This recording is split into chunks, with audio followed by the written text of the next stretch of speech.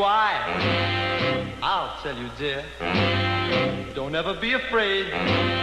Big Lou is here. 'Cause it's natural, natural, baby.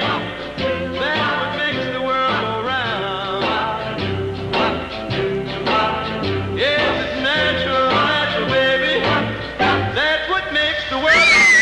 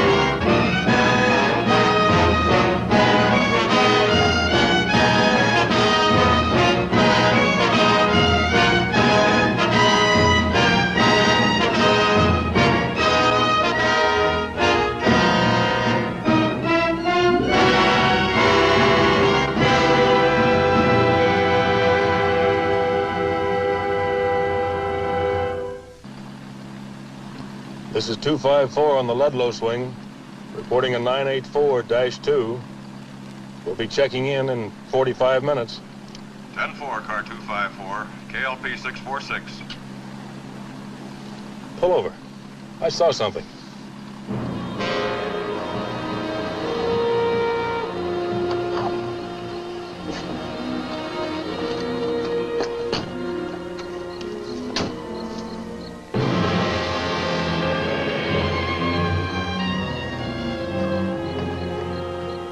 I'll report in.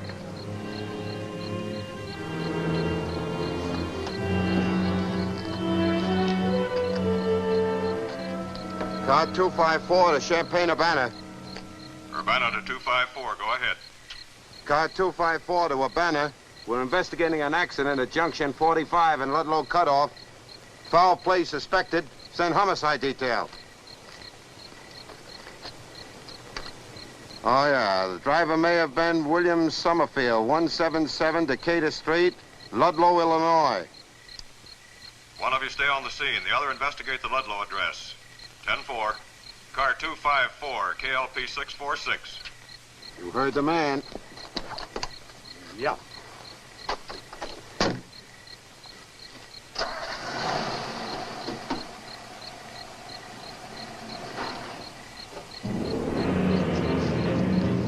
Looks like a girl's sweater.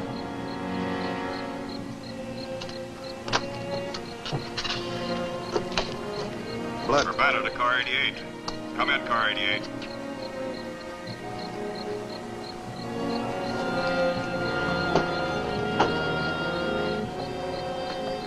Car 88 to Urbana. McKenzie here. Go ahead. Car 254 has failed to report. Is that car in your area? No, not here. 10-4, car 88. This is KLP 646, Urbana, calling car 254. Come in, car 254. Urbana to car 254. Come in, car 254. Urbana to car 254. Come in, car 254.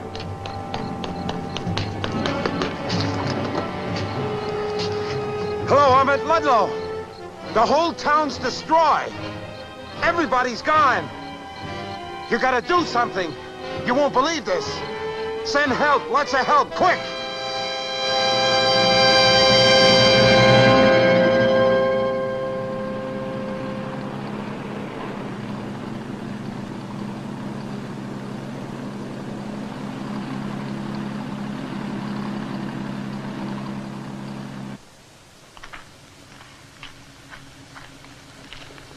All right, lady, just follow the arrows. Any chance of getting through? Nope. What happened? Look, lady, just detour, will you, please?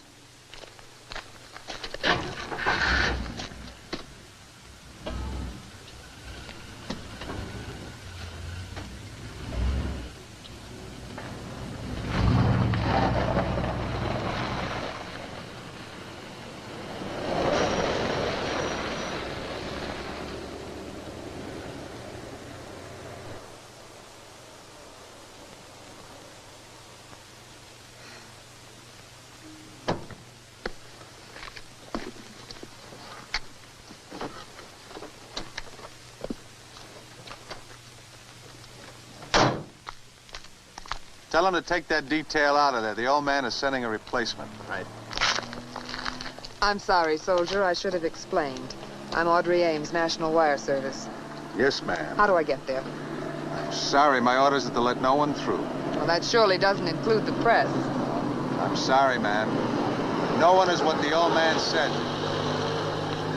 Well, was it very bad? Many get hurt? Look, lady, you're not going to fish any information out of me. Now, why don't you get back on the main road? It's about a mile south.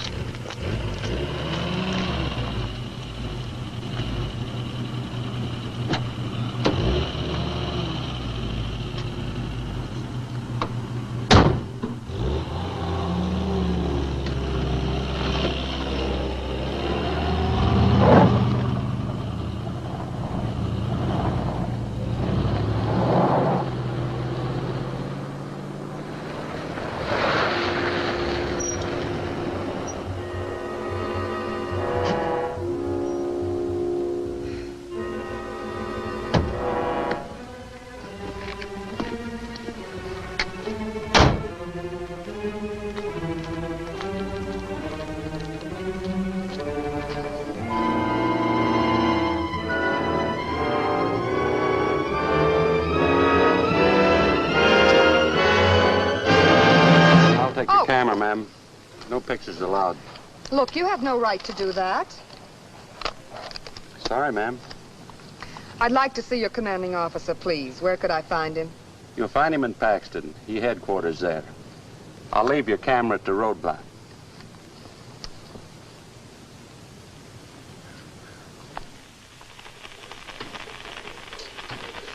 Until further notice, all traffic will continue to be routed around the Ludlow area according to Special Orders Able 6. Good morning. I'd like to see your commanding officer, please. Oh, I'm sorry, but the colonel's busy. Perhaps Captain Barton can help you.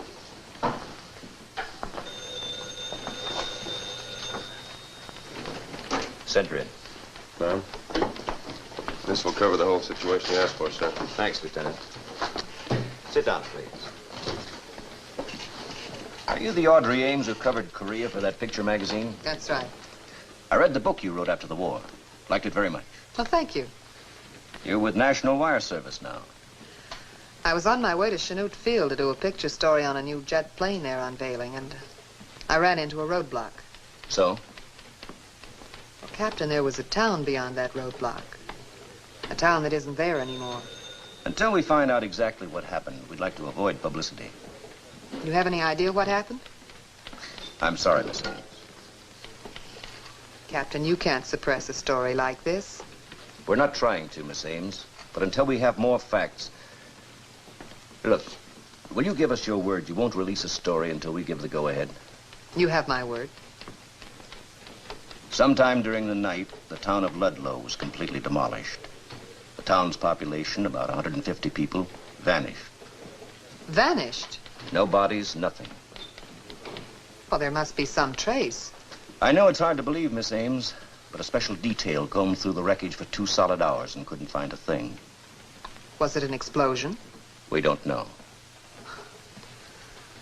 150 people just don't vanish into thin air. We're still trying to find out what happened. If you'd like to sit in. Yes, thank you, I would.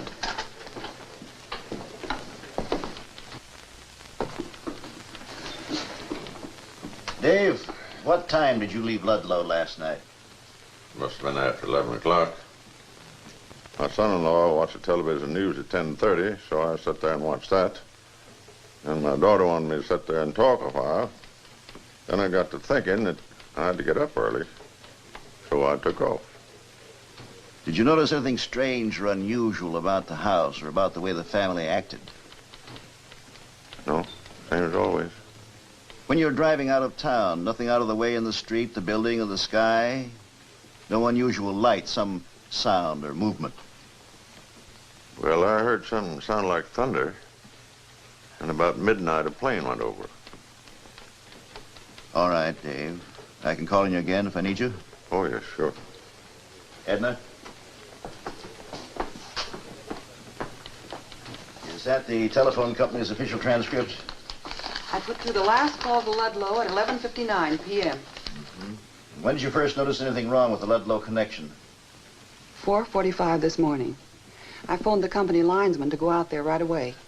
So the telephone lines could have gone down anywhere between 11:59 and 4:45.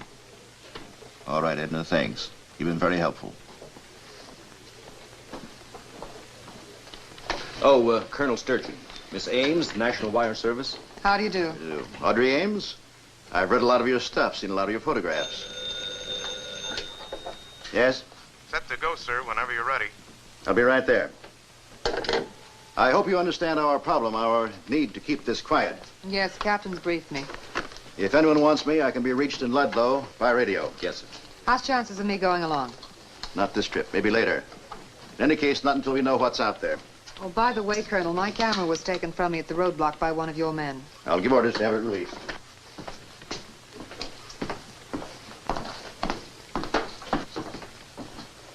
Oh, there has to be a logical explanation for this. A town of 150 people just doesn't disappear. This one did.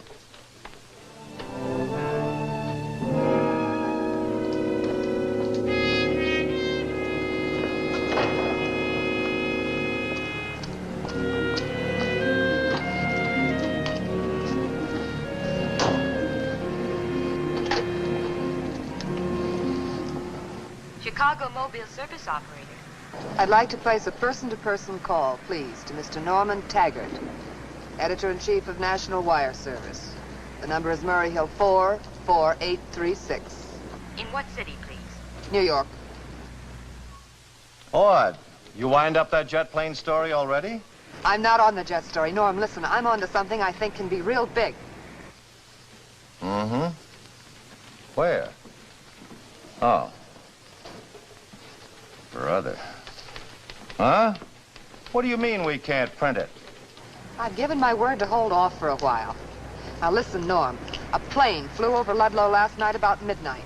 Just about the time the lid blew off. Check on it. And, check Washington. See if they had an atomic installation in the Ludlow area. Okay. Call me back as soon as you have anything, right? Goodbye.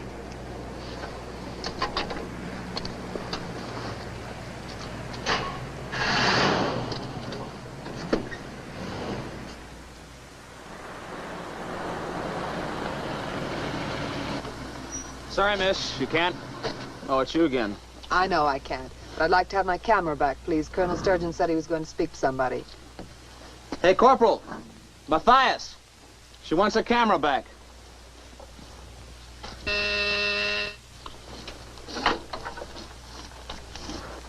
Hello, Norm. What's the score? Wrong track, baby. The airlines confirm a commercial liner over Ludlow at 12:03 last night. There are no atomic installations, secret or otherwise, within 75 miles of Ludlow. Well, it was a possibility.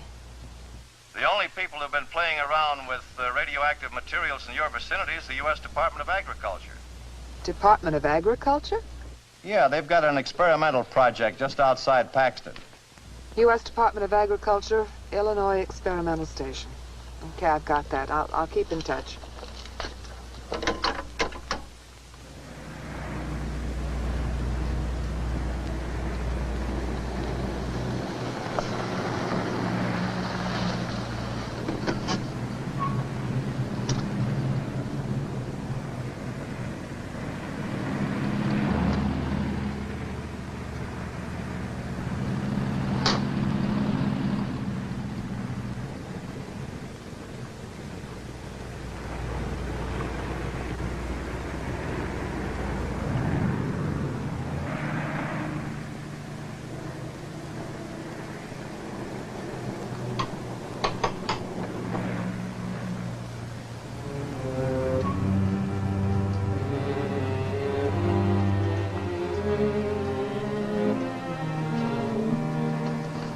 Excuse me.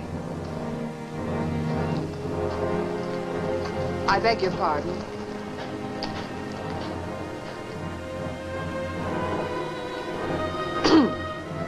I beg your pardon.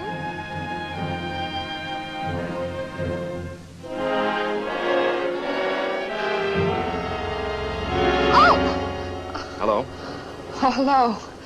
I spoke to him, but I guess he didn't hear me. Oh, he's a deaf mute. Working with radiation can be dangerous. Accident last year cost him his speech and his hearing. Oh, I'm sorry. I'm looking for the project director. I'm the project director. My name's Ed Wainwright. What can I do for you? Oh, excuse me a minute. I'm sorry, Frank. Nothing to worry about, just a slight catastrophe. Do you have these catastrophes very often? All the time. It's hard to keep these little things from getting in. These are snails. Last summer it was caterpillars, and after that it was grasshoppers by the drove. And just last week it was beetles. Now, what can I do for you? Mr. Wainwright, I'm Audrey Ames. I'm with National Wire Service. I suppose you've heard about what happened in Ludlow. Yes. I'm trying to find out what was responsible, and it occurred to me that radiation of some sort might have caused the destruction out there. No, I don't think so. Here. We're the only people around here using radioactive materials. And isotopes aren't explosive. So I'm afraid your answer isn't here. Oh, I see. Now tell me, is this thing really a strawberry? Yes. And these are tomatoes. This, we hope, is the future of the American farmer. And for that matter, all farmers everywhere. Can you eat them? No, not yet. But we hope to develop one day a hybrid that can be eaten. How is it there hasn't been any publicity on this? Oh, there have been a few stories in farm journals, but to most of the public, these giants are just freaks of nature. No practical value. Well, how do they get so big? Well, radiation causes photosynthesis, that is the growing process, to continue night and day. The radioisotopes act as a sort of artificial sun that never sets. It's fascinating. Tell me, what's he doing? Well, that's plant food, essential minerals. Keeps the plants from burning themselves out. They have to be fed constantly. Actually, the fruit would grow much larger if we didn't limit the stimulation. Maybe you'd like to do a story on us. I'd be glad to tell you more about the work. Thank you very much. I'd be very interested, but, well, right now I'm working on this Ludlow story. Thanks again. Right. Goodbye. Bye.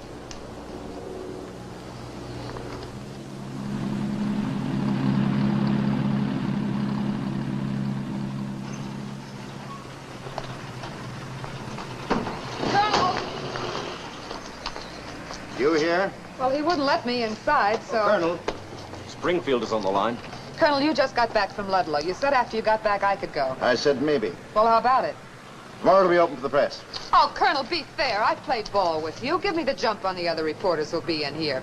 At least let me take some pictures in Ludlow. I promise I won't put them on the wire till tomorrow. Well, I guess you rate that. For effort, anyway. Barton, take Miss Ames to Ludlow.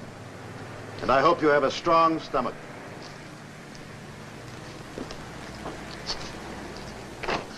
We're going to take some pictures in Ludlow. If we're not back in 15 minutes, better come in after us. Yes, sir. Let him through.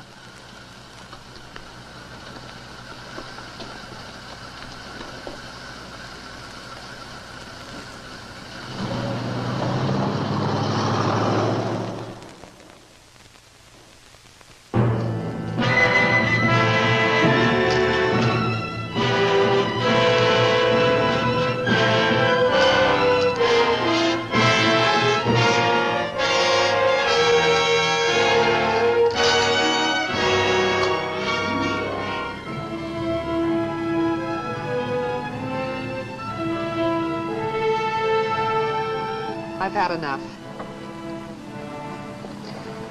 Some people use calendars to tell age. I could use ruins to count mine. I was 25 when I went through Seoul after it was shelled. I was 20 when I took my camera into Cologne and Berlin after World War II. Must be used to it by now. Captain, there's some things you never get used to.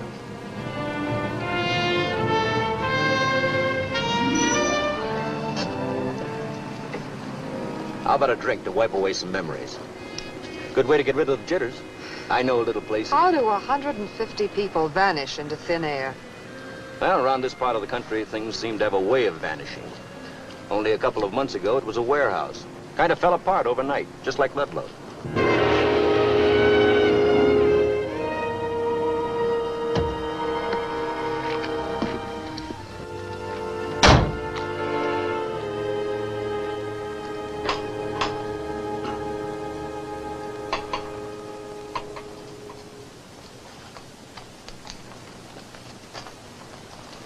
Hello, Frank. Hi, did you decide to come back and do a story on us? Well, no, as a matter of fact, I came back for some help. I'd like you to do me a favor. Anything I can. Remember the warehouse that was destroyed about 3 months ago? Uh-huh. I want you to take me to see it. Oh, well, I'd like to, but I've got too much work in my hands right now. How about tomorrow? 3 months ago, a warehouse was destroyed, and the one person in it vanished. This morning, Ludlow was destroyed. All the people in it vanished. Don't you see a possible tie-up? It's possible, I suppose. What do you want me to do? Just ride out there with me and take a look at it. I don't understand what good that'll do. The authorities investigated it thoroughly. The sheriff thinks in terms of crime and publicity. You're a scientist. You think in terms of cause and effect.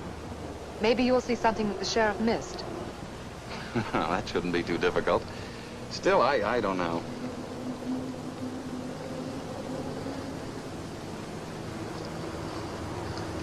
What's he saying? He says that your lips are easy to read, that your theory makes you a very bright girl in his book, and that he'd like to go along with us. Good.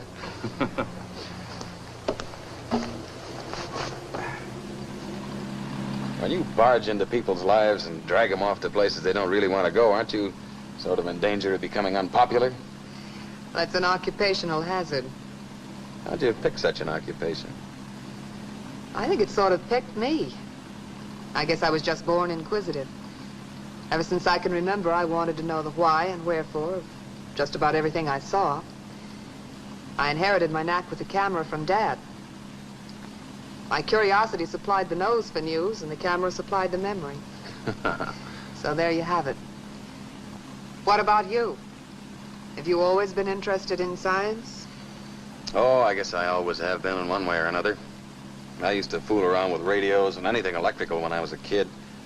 I was a radar officer during the war, and then I went into this when I got out. Ah, yes, I remember now that every time I read one of your articles, it was datelined from some area of flood or famine or war. Made me realize what a sheltered life we scientists really lead. Sheltered? Look what happened to Frank.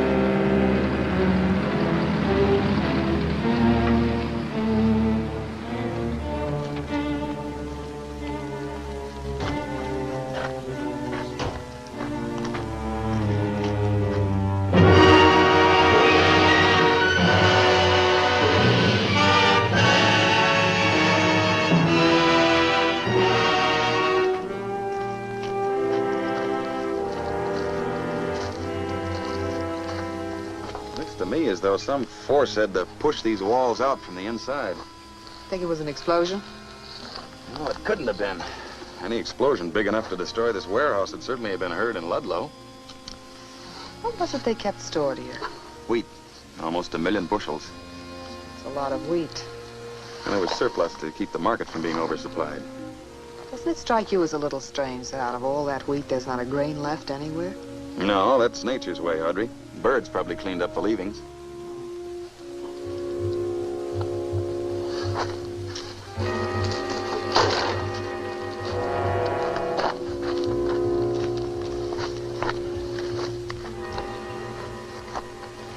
I see what you mean, Frank. What is it, Ed? You see how barren this ground is? Well, I don't know. I've seen horses leave it like this. Well, this is deeper than horses go and much more thorough. Practically down to the roots. The horses pick and choose. They leave patches. But this is completely barren.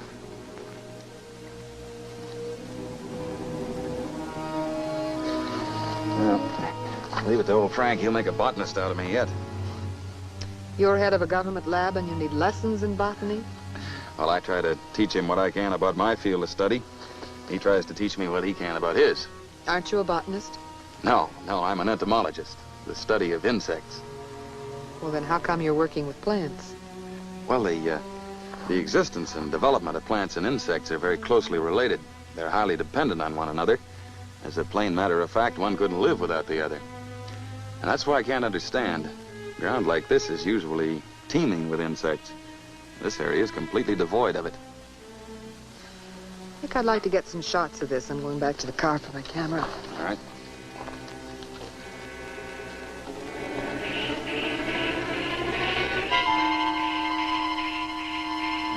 Here, let me help you. What was that? I don't know.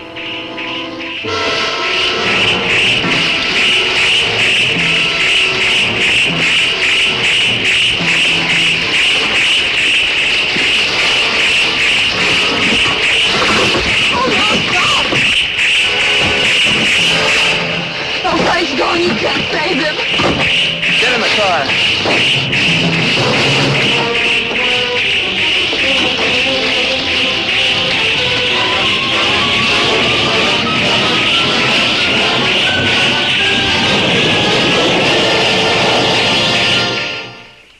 The Geiger counters show no radioactivity to speak of, sir.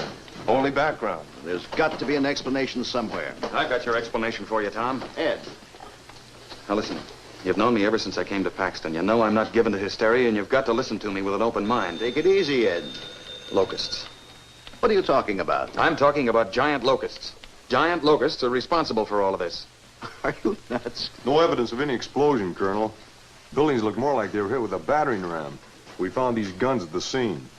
The kind people keep in their homes. And they've been fired. Okay. Lieutenant? Now listen, Tom. These are 8 feet tall, some even bigger. They're vicious, merciless killers. Now, Ed. Lieutenant. Lieutenant, phone Springfield again. Tell him I'm still waiting for those specialists. Yes, sir. Frank Johnson is dead. He was killed not half an hour ago. It was horrible. Obviously, you're both under a strain. Won't you listen? You've got to get some soldiers out there before more people are killed. Miss Ames, the governor asked me to exercise discretion in dealing with you. Please don't make it any harder for me than it is. You have to believe us. Listen, you've seen the giant plants out at the lab. Are you trying to tell me you bred these things? In a sense, I did, yes. Some locusts must have gotten into the lab, and they ate some of the plants or some of the radioactive plant food. Well, their cell division accelerated immediately. That is, they started to grow abnormally fast. But they had to have a constant food supply to sustain this growth. So, a couple of months ago, they wandered into the grain elevator outside of town. When they grew to this giant size, they pushed their way out. Well, they just pushed the building down. Yes. Each one of them has the strength of 10 men. There are probably 200 or 300 of them. So last night, not satisfied with eating the grain, they came to Ludlow. Yes. Even if I went for your story about the size, it would be hard to believe they'd attack people. Sergeant, that report come in from the chemists? No, not yet, sir. Why won't you listen? I am listening. We saw Frank Johnson killed by a giant locust. Sure, and they're reliable people who've also seen flying saucers and weird little men from Mars. Well, take another look at that town out there. Or have you found the answer? Lieutenant? Yes, sir. I'm taking a detail out for a look around. You're to keep radio contact. I want 10 men. Get them on the truck. Yes, sir. All right, Ed. You can show me the exact spot where you saw, well, whatever it was you saw. Oh, no. Well, after all, it's his grasshopper.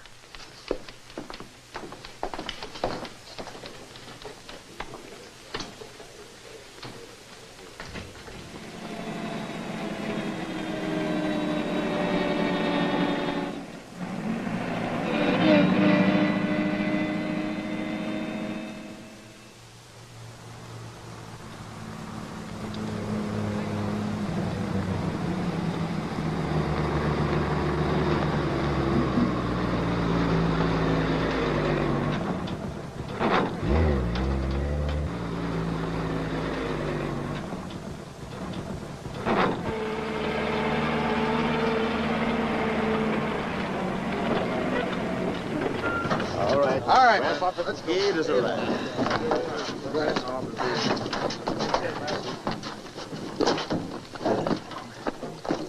Man, we're gonna dig us some crazy grasshoppers. Why'd they give us nets instead of rifles? All right, tell the people to spread out. All right, man, fan out.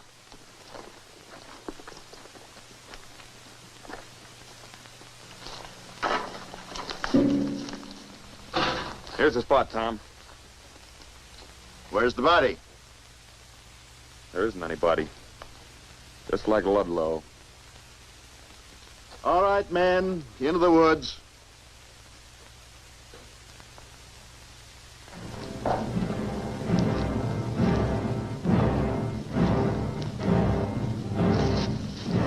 Hey, Frank.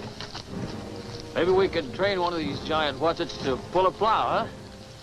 Chuck? Huh? I don't like this place. Ah, take it easy.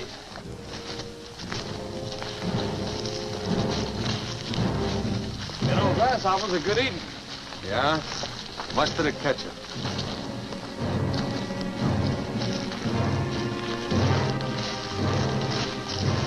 Nah, no kidding. I ate them once down in Mexico. Well, you better watch your step. They're liable to get even.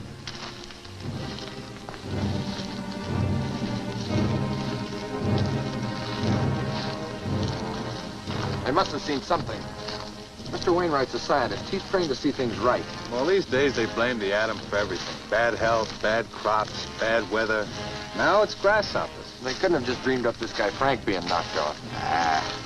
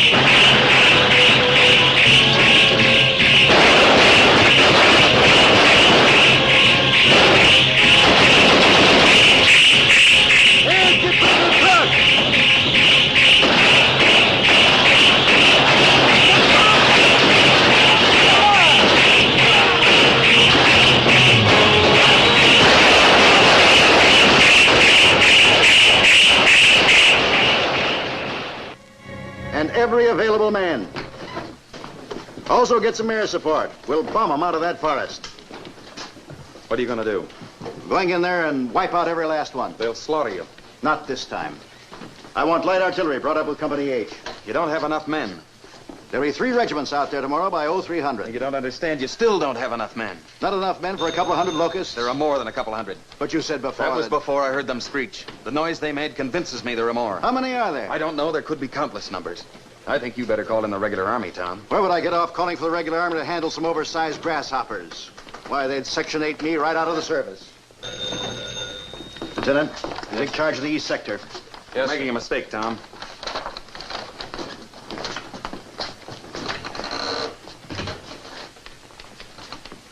I'm afraid he doesn't understand how serious this is. Well, after all, he knows what the military is capable of. Well, that's just it. He has faith in regimental firepower because he's seen it work. But he's never come up against an enemy like this before. Well, you've done all you can. No, I haven't. In a way, I feel responsible, Audrey. Humphrey's in deadly danger if those locusts break out of the forest. What are you going to do? I'm going to Washington. Maybe the Army people will listen to me. I'll go with you. Maybe I can help. I saw them, too. All right. We've got to convince them, Audrey. We may be witnessing the beginning of an era that'll mean the complete annihilation of man. Annihilation? Annihilation. The beginning of the end.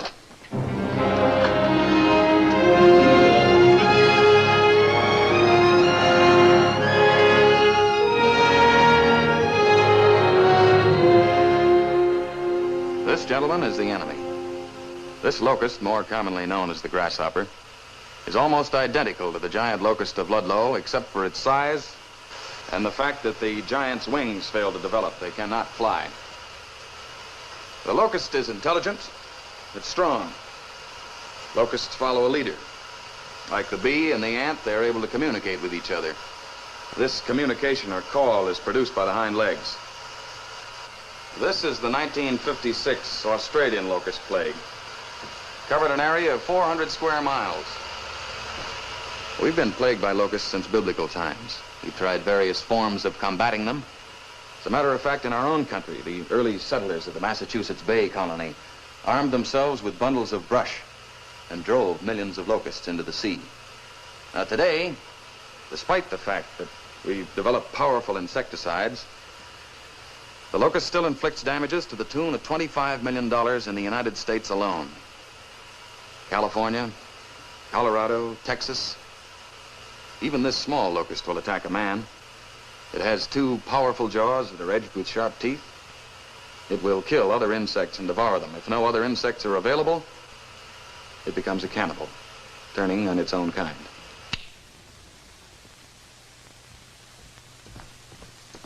Now, you've seen what the locust can do in its normal size, smaller than your thumb. Imagine, if you will, a locust that's grown bigger than a man and is continuing to grow, some larger than others, but each one a deadly killer. I hope you realize we haven't much time. You are a scientist, Mr. Wainwright. You know what locusts can do. I'm a soldier. I know what guns can do. I feel secure the Illinois National Guard can handle this situation. Did you want to say something, General Hanson? No, sir. I was greatly impressed with your presentation, Wainwright. I'm sure all of us were. Thank you very much for coming. I'm afraid my presentation didn't impress you quite enough, General. I don't understand you. I mean that when the locusts start to move out of that forest, I'm not sure you'll be able to stop them. What are you suggesting we do, Mr. Wainwright? Hit them with everything you've got, now. You need more men, a lot more men. You need tanks and heavy artillery. As of now, the full strength of the Illinois National Guard is in the lines surrounding the Ludlow, Illinois forest. As I said before, Mr. Wainwright, you are a scientist. Why not leave the fighting to the military?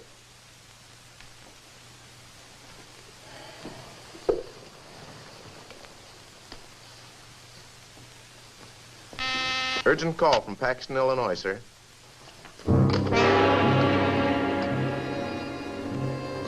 General Short here. Yes. Yes, I see. Thank you. Matt will fly to Paxton with Mr. Wainwright. He'll take charge of operations. Mr. Wainwright, I owe you an apology. The locusts have broken through our defense lines.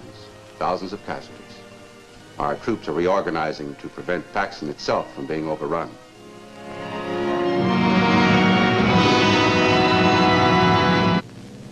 The hill position in the suburbs of Paxton must be held. Otherwise, the 100 miles between Paxton and Chicago will lie open. General, we can't land in Paxton, sir. Why not? It just came over the radio, sir. Giant locusts have overrun Paxton at 1400.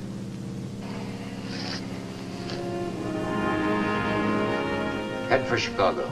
Yes, sir.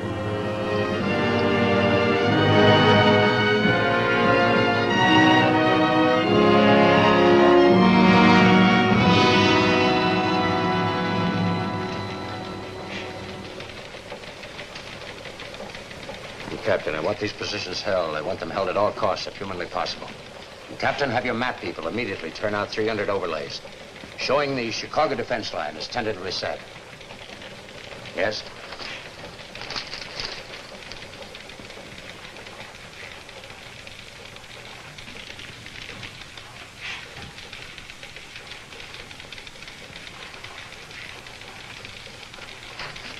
Major Everett. What about Squadron 12? They haven't reported in yet, General. Well, let me know the moment you're here. Yes, sir. Yeah, I'll be with you in a moment. Bill, you'll proceed at once to temporary GHQ, Central Sector, and assume command. Norm, you will order the 81st Armored Division to proceed without delay from Fort Sheridan to Chicago. Have the CG report to me upon arrival. Request the Defense Department to alert the following divisions: the 1st Armored, the 40th, the 1st Airborne, the 92nd, and the 76th. Now, what's your problem? Food. At the rate refugees are pouring into Chicago, General, our emergency stocks won't last long.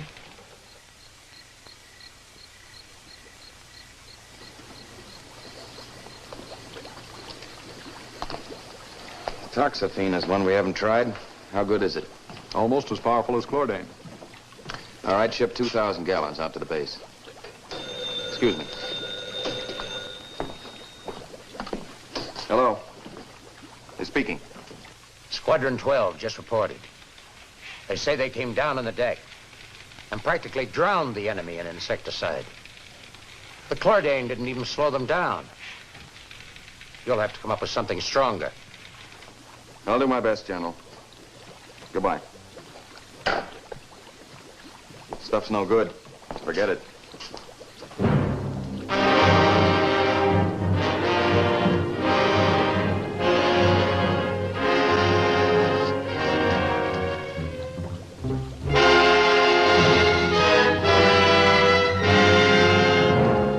Looks pretty bad, doesn't it?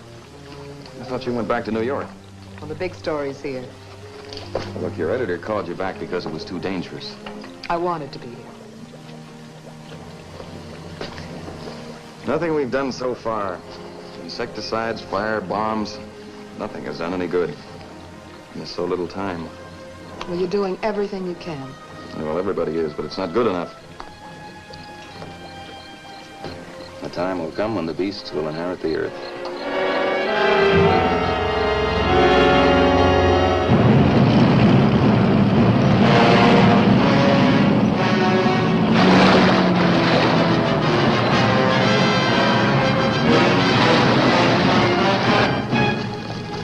No, there's no sign of the locust yet, General.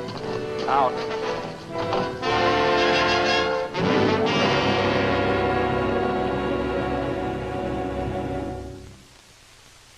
And with an arc of 5 divisions to the west and south of Chicago, General Hanson is confident that he can keep the menace at bay.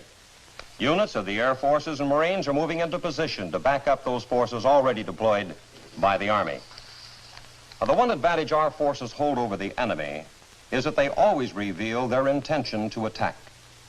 Before every attack, the locusts send forth this warning in the form of a high-pitched screech.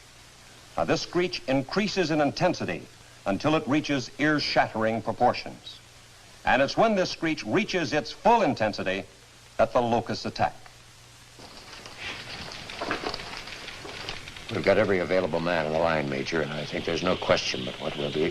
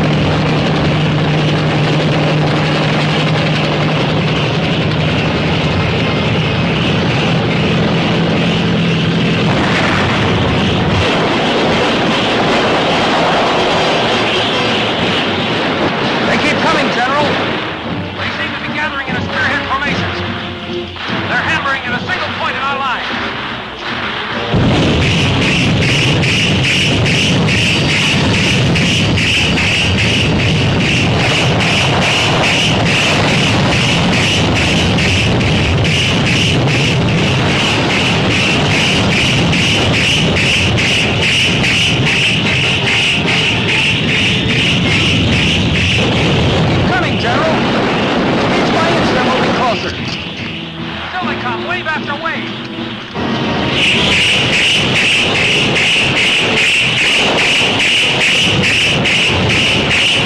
We're going through a breach in our lines. We're all around it. We're being cut off. We interrupt this program for an important announcement. The giant locusts have reached the Chicago South Side and nearby suburbs. I repeat, the giant locusts have reached the Chicago South Side and nearby suburbs. Keep calm. Take shelter in basements. Take shelter in basements. Do not panic. Attention, please. Attention, please. Keep moving. Do not block the highway. Push stalled cars off-road at once. Keep all traffic moving. Do not panic. Do not panic.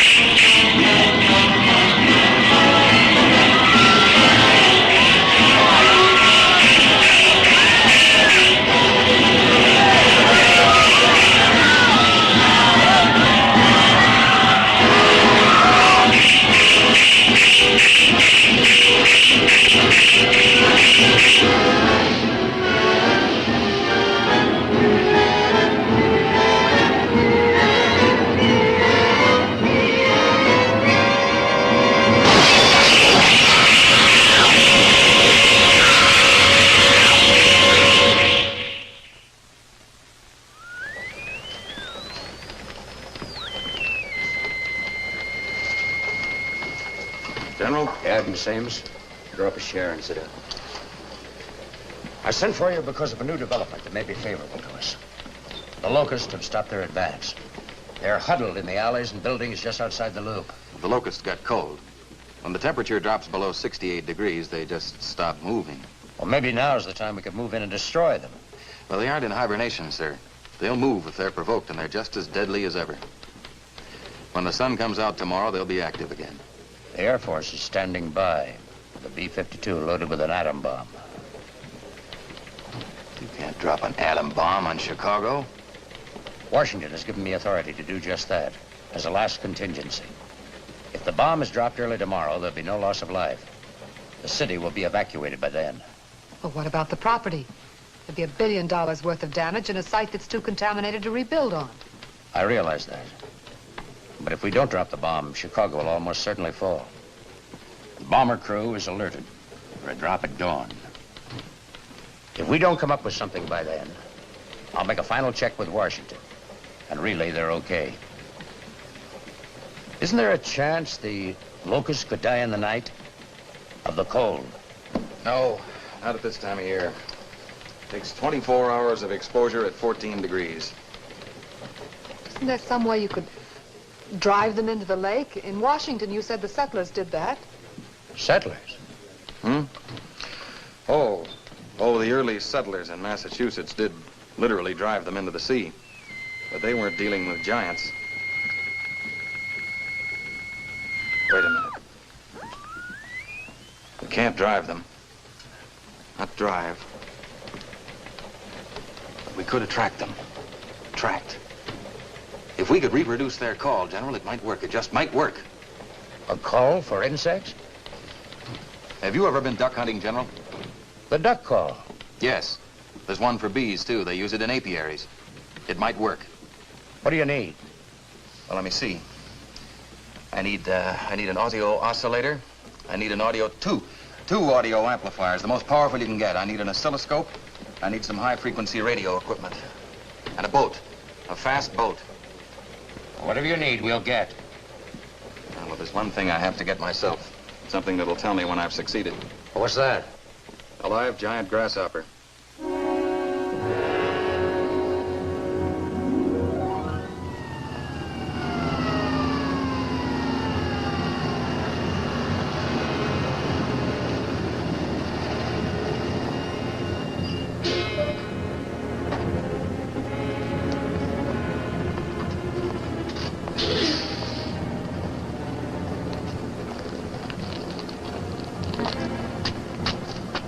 Well, they gotta be around here somewhere.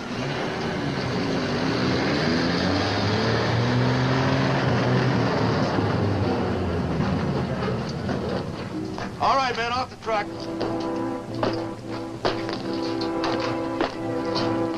I suggest that you send some of them that way and some down there, and you and I try the alley. Okay. You four men go that way, you men that way. Let's go.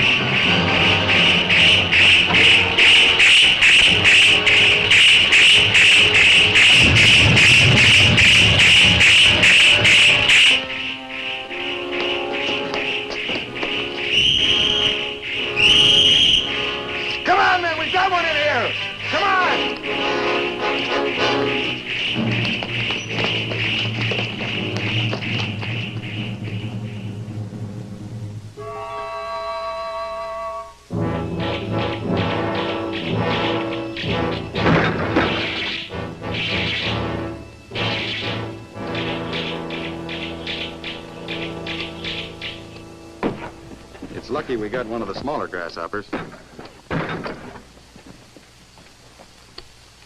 not too close, Major. We put that cage up in a hurry, and I don't know how strong it is. A month ago, I was teaching my engineering class at the university. It was safe and secure. And look at me now.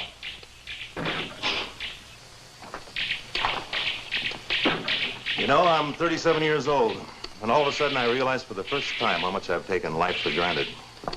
I guess that's something you can't take for granted, Major. Ed, how will you know when you've got the right sound? He'll tell us. How? He'll react to it, and this polygraph will record his reaction. How long will it take? It's a matter of trial and error. Could take 10 minutes or 10 hours. We don't have 10 hours. We're dropping that bomb at dawn.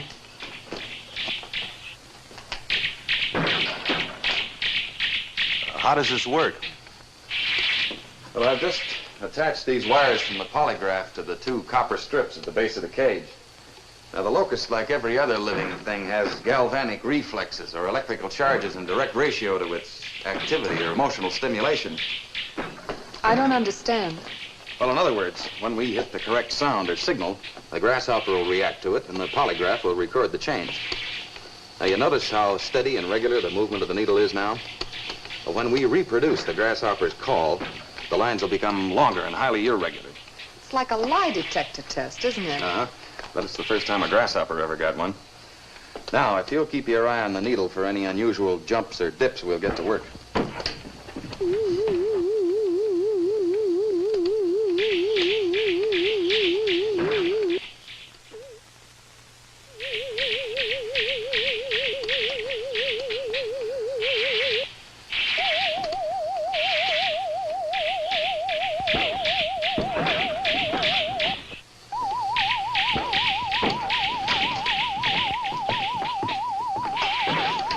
Wainwright, you've had your chance. Now it's the Air Force's turn. Operator. Operator, this is a top priority call. Get me General Wagner at the air base.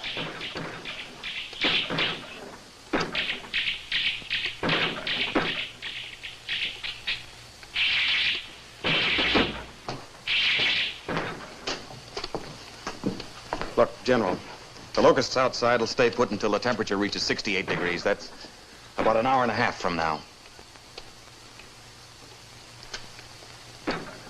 Wagner, Chicago has been evacuated. Unless you receive instructions to the contrary by 0616, that is 90 minutes from now, you will order your B-52 crew to deliver the bomb on the designated target. Repeat the instructions back to me. Correct. There's no time to fool with that now. Major, get a detail of men up here to move this stuff. And bring some extra grenades. There's some in my staff car. There's a new lab set up for you at my new HQ outside the city. I can't move now. Well, you can't stay here, not with an atom bomb hanging over your head. I don't have any choice. Look, up to now we've been using a filtered signal, and it hasn't worked. But it's just possible that the hearing apparatus of the locust can detect harmonic frequencies above the human range. Well, to test these frequencies, I need every minute that's left. If you'll just give me one man to replace Miss Ames. I'm staying. Well, look, this is no time to be worrying about a big story. I'm not worried about a story.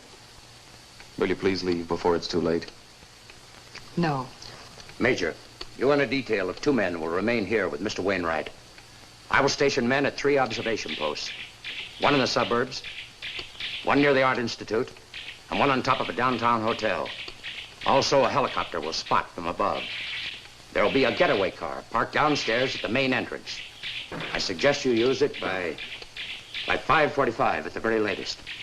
If you are successful, contact me at once so I can stop the bomb.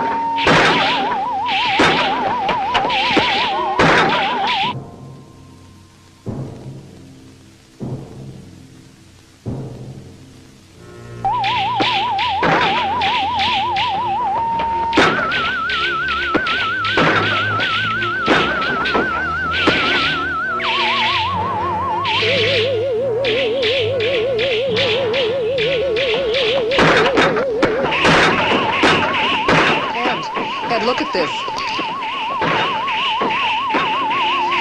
I think you've got it. That's it, Audrey. We've got it. The cage is moving.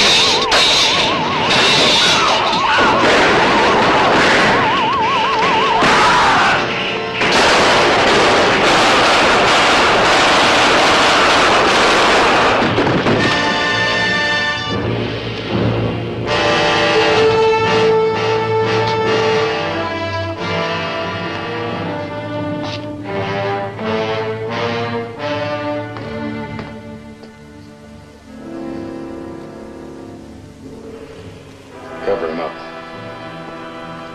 Get that thing out of here.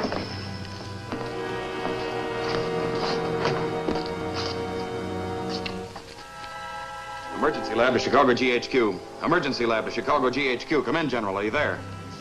Now listen to me, Wainwright. We found it, General. We found the frequency. Good. Now stand by. I've got to stop that A-bomb. I'll get right back to you. Chicago GHQ to double B. Chicago GHQ to double B. Chicago GHQ to double B. Over. This is double B. Come in, Chicago GHQ. Over. Hanson here. Your mission is canceled. Return to your base. Repeat the message. Over. Mission canceled. Return to base. Over. Chicago GHQ to emergency lab. Right here. The show is yours, Wainwright. All right, get that equipment on the lake in a boat, and I'll be your Pied Piper.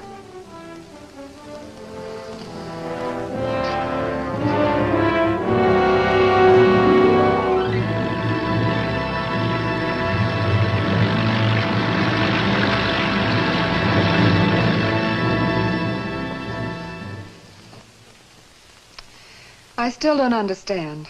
Why didn't you put the oscillator in the boat in the first place to send out the call? Why track them here? Because we'd never get them all. Here, look. Here we are in downtown Chicago, near the lake. Now, the locusts are scattered all through the suburbs and on the south side.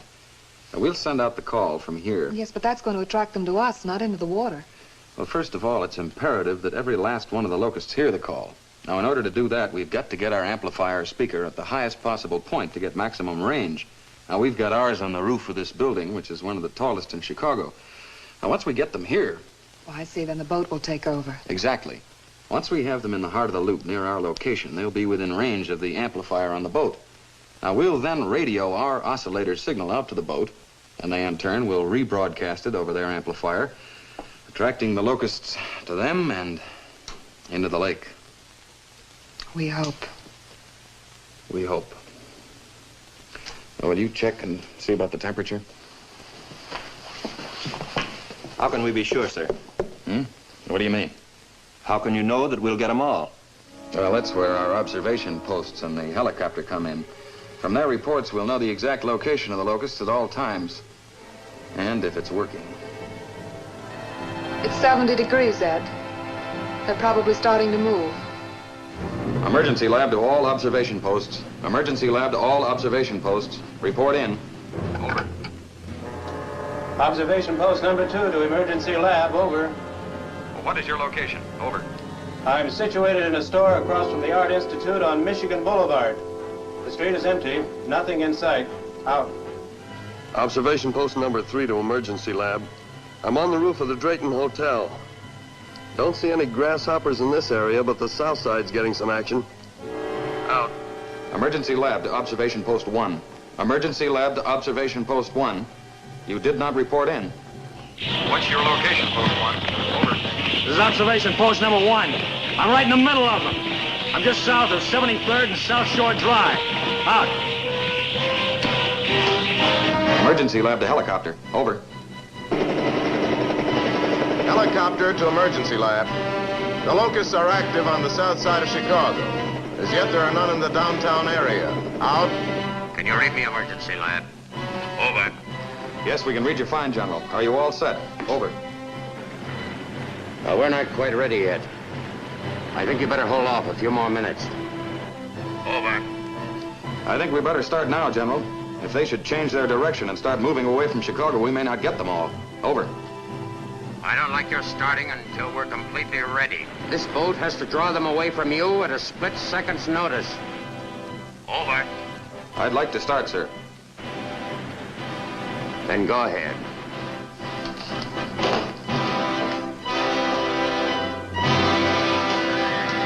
Sergeant. Yes, sir? Is that the wire that leads to the speaker on the roof? Yes, sir. Oh, plug it into the amplifier, will you? Yes, sir.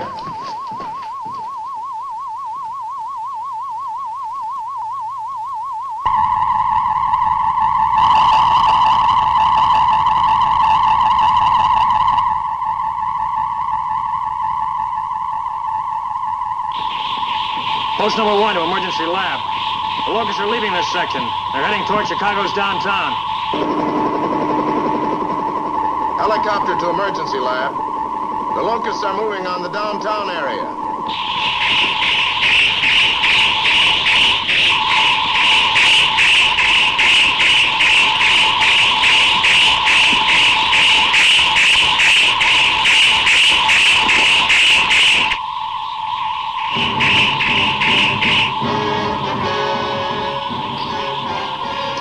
Observation post number 3 to emergency lab.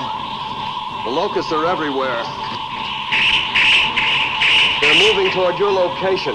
I repeat, the locusts are moving toward the emergency lab.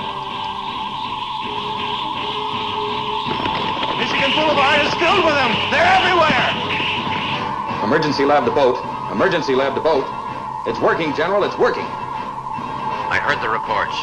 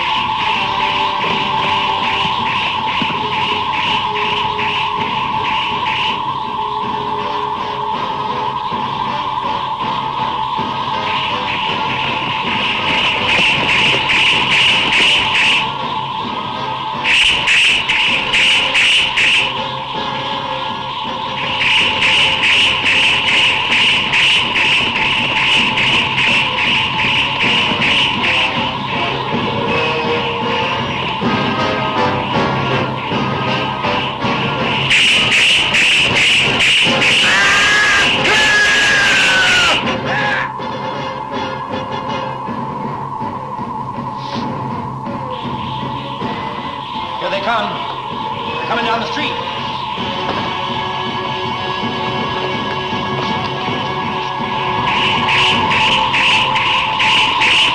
They're climbing the building.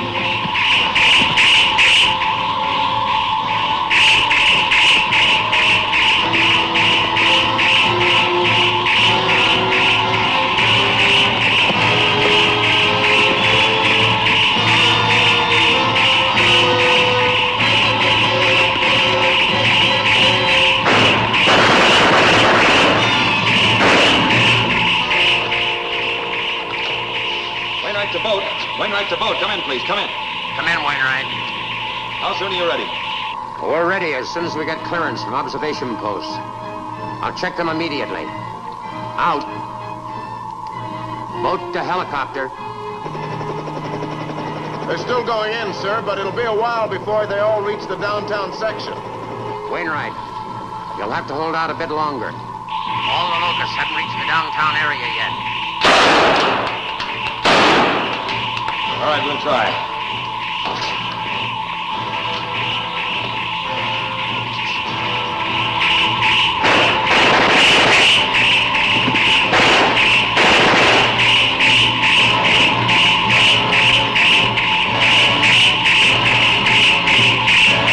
We can't hold out much longer.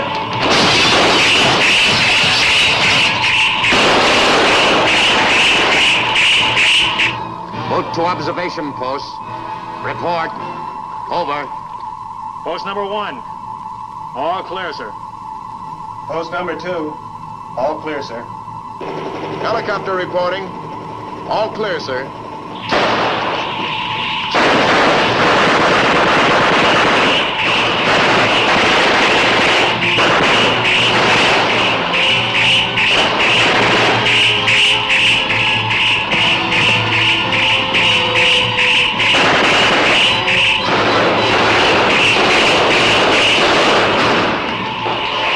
Whenever you're ready, General. Then let's have it. Okay, go ahead, Audrey.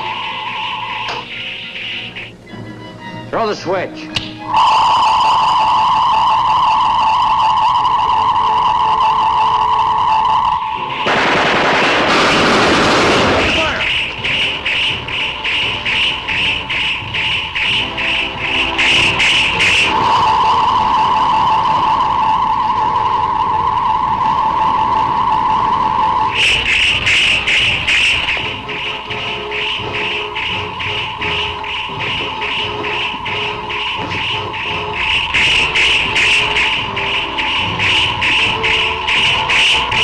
Helicopter to boat.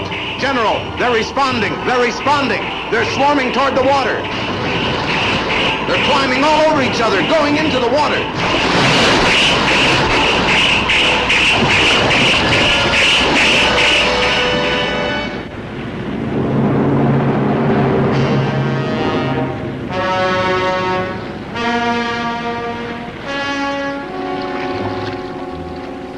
Head for shore.